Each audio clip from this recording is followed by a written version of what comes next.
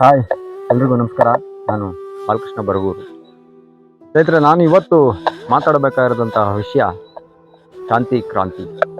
1991ರಲ್ಲಿ ತೆರೆಕಂಡಂತಹ ಶಾಂತಿ ಕ್ರಾಂತಿ ಇಡೀ ಕರ್ನಾಟಕಕ್ಕೆ, ಇಡೀ ಇಂಡಿಯನ್ ಫಿಲಮ್ ಇಂಡಸ್ಟ್ರಿಗೇನೆ ಒಂದು ದೊಡ್ಡ ಚಿತ್ರವಾಗಿತ್ತು.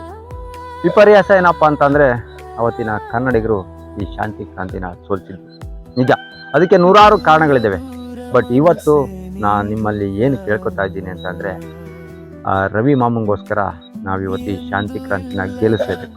ಬಟ್ ಒನ್ ಥಿಂಗ್, ರವಿಚಂದ್ರನ್ ಬಗ್ಗೆ ಹೇಳಬೇಕು ಅಂತಂದರೆ, ನಾವು 80 ದಶಕದಲ್ಲಿ ಹುಟ್ಟಿದ್ದು, 80, 90, 2000 ಇಲ್ಲಿವರೆಗೂ ಸಹ ಸತತವಾಗಿ ಕನ್ನಡ ಚಿತ್ರರಂಗಕ್ಕೆ ಉತ್ತಮವಾದಂತಹ ಚಿತ್ರಗಳನ್ನು ಕೊಟ್ಟಿದ್ದು.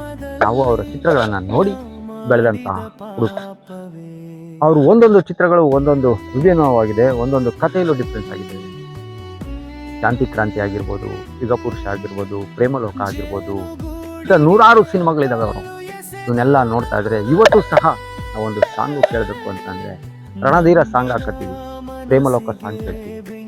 ಅಂತ ಒಬ್ಬ ಕಲಾವಿದ ಏನು ದುಡ್ಡಿಲ್ಲ. ಒಂದು ದೊಡ್ಡ ಸಂಸ್ಥೆ, ಈಶ್ವರಿ ಸಂಸ್ಥೆ, ಎನ್ ವೀರಸ್ವಾಮಿ ಅವರು ಕಟ್ಟಿ ನೂರಾರು ಚಿತ್ರ ಕಾರ್ಮಿಕರಿಗೆ ಅನ್ನ ಹಾಕಿದಂತಹ ಒಂದು ದೊಡ್ಡ ಸಂಸ್ಥೆ ಅವತ್ತು ಶಾಂತಿ ಕ್ರಾಂತಿ ಸೋತಿದ್ದಕ್ಕೆ ಅವರು ತುಂಬ ಕಾರಣಗಳಿದ್ದಾವೆ.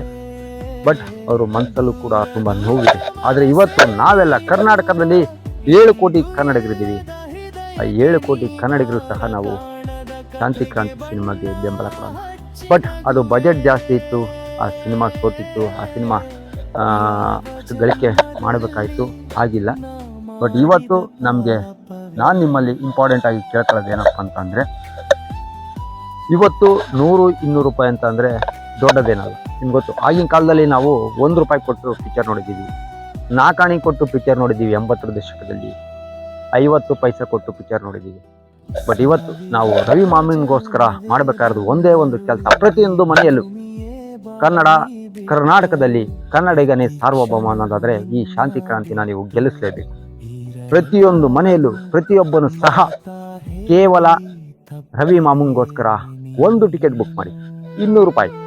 ನಾನು ಇವತ್ತು ಹೇಳ್ತಾ ಇದ್ದೀನಿ, ನನ್ನ ಕಡೆಯಿಂದ ನಾನು ಸಹ ಕನ್ನಡ ಚಿತ್ರರಂಗದಲ್ಲಿ ದುಡಿದಿದ್ದೀನಿ, ಅನ್ನ ತಿಂದಿದ್ದೀನಿ.